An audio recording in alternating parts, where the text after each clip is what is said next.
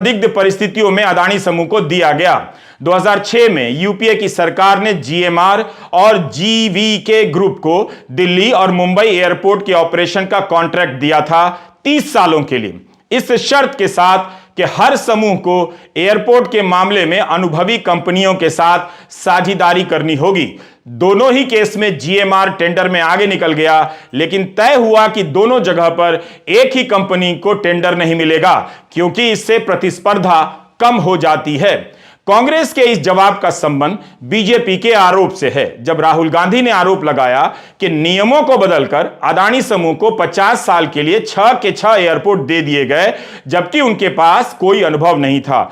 10 दिसंबर 2018 को नीति आयोग का तर्क था कि टेंडर में आने वाली इस कंपनी के पास तकनीकी क्षमता नहीं है, इससे गुणवत्ता से समझौता हो सकता है। कांग्रेस ने अपने पत्र में 22 अप्रैल 2018 की मीडिया रिपोर्ट का हवाला दिया है कि प्रधानमंत्री कार्यालय की तरफ से नीति आयोग और आर्थिक मामलों के मंत्रालय को निर्देश दिया गया कि रियायत देने के लिए मॉडल बनाइए। तब नीति आयोग के इन सुझावों को नजरअंदाज क्यों किया गया? कांग्रेस ने अपने पत्र में यह भी लिखा है कि जिस दिन नीति आयोग ने आपत्ति दर्ज की, डीईए ने सुझाव दिया कि किसी भी एक कंपनी को 2 एयरपोर्ट के ठेके नहीं दिए जाने चाहिए, फिर भी अदानी समूह को ठेका दिया गया। उम्मीद थी कि प्रधानमंत्री अपने आज के भाषण में इन बातों को लेकर जवाब देंगे, जांच की बात करेंगे, दूध का दूध, वाटर का वाटर होने का भरोसा दिलाएंगे। तो याद दिला दिया उल्टा कि जनता को सिलेंडर दिया है, बिजली का कनेक्शन दिया है, उसका भरोसा उन्हें मिल गया है। राहुल गांधी ने अपने भाषण में श्रीलंका का उदाहरण दिया, अन्य देशों का उदाहरण दिया कि प्रधानमंत्री के दौरे के साथ या उनके दौरे के बाद में अदानी समूह को ठेका मिला है। तो इसका जवाब प्रधानमंत्री इस तरह से देते हैं और कहते हैं कि कुछ लोग कहते हैं कि भारत कमजोर हो रहा है, भारत की कोई सुनने को तैयार नहीं, भारत का कोई वजूद नहीं रहा। अब क्या कह रहे हैं कि भारत इतना मजबूत हो गया है कि दूसरे देशों को धमकाकर फैसले करवा रहा है। पहले यह तो तय करो भाई कि भारत कमजोर हुआ है या मजबूत हुआ है। इस तरह से प्रधानमंत्री के भाषणों में सवालों के जवाब नहीं थे। वे खुद पर ले गए कि मोदी पर आरोप लगाए जा रहे हैं, खुद को पीड़ित बताने लगे जैसा कि पहले से करते रहे। आरोप लगाने वालों के बारे में कहा कि वे निराशा में डूबे हुए लोग हैं। राहुल के आरोपों का जवाब तो नहीं आया, लेकिन मोदी सरकार ने अपनी सरकार की तमाम योजनाओं को गिना डाला। ऐसा लगा कि वे जोरदार भाषण के नाम पर जोर जोर से बोले जा रहे थे, ताकि उसकी शोर में अदानी समूह को लेकर लगे आरोप सुनाई ना दें और पीछे चले जाएं। प्रधानमंत्री ने यूपीए के समय की महंगाई का तो जिक्र किया, मगर अपने कार्यकाल के दौरान महंगाई के लंबे दौर का जिक्र नहीं किया। नहीं बताया कि उनके दौर में जब जनता पेट्रोल 100 रुपए लीटर दे रही थी, तब क्या मोदी के दौर में महंगाई कम हो गई थी? उज्ज्वला योजना का नाम लिया, मगर नहीं बताया कि इस योजना के बाद भी गैस के सिलेंडरों के दाम कितने बढ़ गए हैं। तो इस तरह से उनका भाषण खत्म होता है। कह सकते हैं कि उनका भाषण राष्ट्रपति के अभिभाषण के आसपास घूमता रहा। अदानी को लेकर उठे आरोपों के जवाब लोकसभा के भीतर से नहीं मिले। प्रधानमंत्री ने आलोचना की तारीफ की, लेकिन आलोचनाओं को गाली भी कह दिया।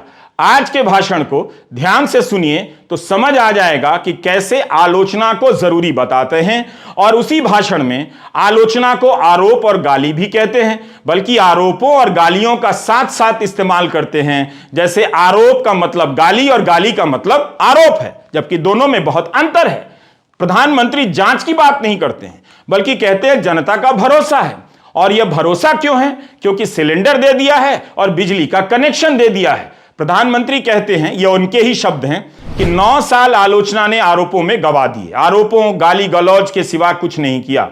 और हाल यह है कि चुनाव हार जाओ तो ईवीएम खराब, चुनाव हार जाओ तो आयोग को गाली दे दो, कोर्ट में फैसला पक्ष में नहीं आया तो कोर्ट की आलोचना कर दो, अगर भ्रष्टाचार की जांच हो रही है तो जांच एजेंसियों को गाली दो, अगर सेना पराक्रम करे, शौर्य दिखाए तो नैरेटिव जन जन के अंदर विश्वास पैदा करे तो सेना की आलोचना, सेना को गाली दे दो। यह जवाब बताता है कि प्रधानमंत्री के पास कोई जवाब नहीं है। प्रधानमंत्री भूल गए कि कई बार कोर्ट ने यह फैसला दिया है कि उनके सरकार के समय दौर में जांच एजेंसियों ने फर्जी आरोप लगाकर लोगों को महीनों जेल में डाले हैं, इसलिए इन एजेंसियों की आलोचना की जाती है। प्रधानमंत्री ने इसे गंभीर बताने की जगह गाली के रूप में पेश कर दिया। क्या प्रधानमंत्री के इस बयान से यह संकेत नहीं निकलता है कि वे जांच एजेंसियों की इन करतूतों के साथ खड़े हैं? क्या इन करतूतों और कारनामों की आलोचना गाली है? विपक्ष से ज्यादा खुद कोर्ट ने कई बार इन जांच एजेंसियों की आलोचना की है। क्या आप इसे गाली कहेंगे?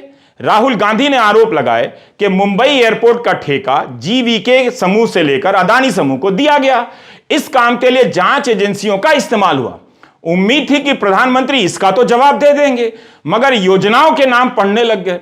इस उम्मीद में कि कुछ जवाब आएगा, हमने जीवीके ग्रुप और मुंबई एयरपोर्ट के अधिग्रहण से संबंधित उस समय की खबरों को छानना शुरू कर दिया था। उसका सार संक्षेप बताने की अनुमति चाहते हैं। जीवीके समूह से जुड़ी तमाम खबरें 2020 और 2021 के अखबारों में छपी हैं। जून जुलाई 2020 में सीबीआई और ईडी ने जीवीके ग्रुप के दफ्तर और घर में छापे डाले। चेयरमैन जीवीके रेड्डी, उनके बेटे संजय रेड्डी और 9 दूसरी कंपनियों के खिलाफ धोखाधड़ी और फोर्जरी का केस दर्ज किया गया। इल्जाम था कि इन्होंने 705 करोड़ रुपए की चोरी की है। मई 2021 में ईडी ने एक स्पेशल कोर्ट में जीवीके ग्रुप, MIAL यानी मुंबई इंटरनेशनल एयरपोर्ट लिमिटेड के एमडी संजय रेड्डी और अन्य लोगों के खिलाफ पहली चार्जशीट पेश की। इन पर 500 करोड़ रुपए की मनी लॉन्ड्रिंग का आरोप लगाया। जुलाई 2021 में खबर आती है कि अदानी एयरपोर्ट होल्डिंग ने जीवीके एयरपोर्ट डेवलपर लिमिटेड में 98% की हिस्सेदारी ले ली है। इस समय तक अदानी समूह ने MIAL के मैनेजमेंट पर पहले ही कंट्रोल कर लिया था, जो कि मुंबई एयरपोर्ट को मैनेज कर रहा था। इसी MIAL में जीवीके का 50% से अधिक हिस्सेदारी थी उसकी। जब यह सब हो जाता है, तब सितंबर 2021 में खबर आती है कि PMLA स्पेशल कोर्ट ने संजय रेड्डी और 6 अन्य लोगों को जमानत दे दी है। राहुल गांधी के आरोप के बाद यही संजय रेड्डी अदानी के NDTV से कहते हैं कि हम पर मुंबई एयरपोर्ट को बेचने के लिए अदानी ग्रुप या किसी और ने कोई दबाव नहीं डाला।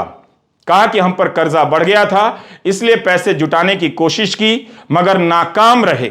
अब ध्यान से सुनिए, जिस संजय रेड्डी पे और उनके ग्रुप पर 500 से लेकर 700 करोड़ की हेराफेरी के आरोप हैं, उनकी इस बात को राहुल गांधी के खिलाफ इस्तेमाल किया जा रहा है कि उन पर दबाव नहीं डाला गया। तब क्या संजय रेड्डी 700 करोड़ के घपले के आरोपों को स्वीकार कर रहे हैं? तब जाकर कोर्ट से कह दें कि वो दोषी हैं। इंडियन एक्सप्रेस के प्रणव मुकुल और अनिल ससी ने जनवरी 2021 में एक रिपोर्ट छापी। उस रिपोर्ट को एक्सप्रेस ने ताजा विवाद के बाद फिर से छापा। इस रिपोर्ट में लिखा है कि एक समय पर अदानी ग्रुप मुंद्रा में एक प्राइवेट एयर स्ट्रिप चलाया करता था, लेकिन मात्र 2 साल में यह देश के एयरपोर्ट का सबसे बड़ा प्राइवेट डेवलपर बन गया। यह वित्त मंत्रालय और नीति आयोग के विरोध के बावजूद हुआ। दोनों ने 2019 में हुई बिडिंग के संदर्भ में अपने विरोध ऑन रिकॉर्ड रखे थे। इन आपत्तियों को दरकिनार कर अदानी को एयरपोर्ट दिया गया। किसी भी प्रधानमंत्री को कायदे से इन प्रश्नों का जवाब देना चाहिए था, मगर भारत के प्रधानमंत्री अपनी सरकार की योजनाओं के नाम गिनाने लग गए। क्या किसी भी गंभीर राजनेता को इन बातों के प्रति चिंतित नहीं होना चाहिए? इसके बजाय प्रधानमंत्री कहते हैं कि जनता को गैस का सिलेंडर दे दिया, बिजली का कनेक्शन दे दिया, उसका भरोसा उन्हें हासिल है और जो आरोप है उसे जनता के टेस्ट से गुजरना होगा। तो क्या खुद प्रधानमंत्री को अपनी जांच एजेंसियों पर भरोसा नहीं? अगर है तो जांच की बात कर देते, ना कि जनता के भरोसे पर जवाबदेही डालते। राहुल गांधी ने कहा कि अगर मित्र नहीं थे तो जांच की बात कर सकते थे।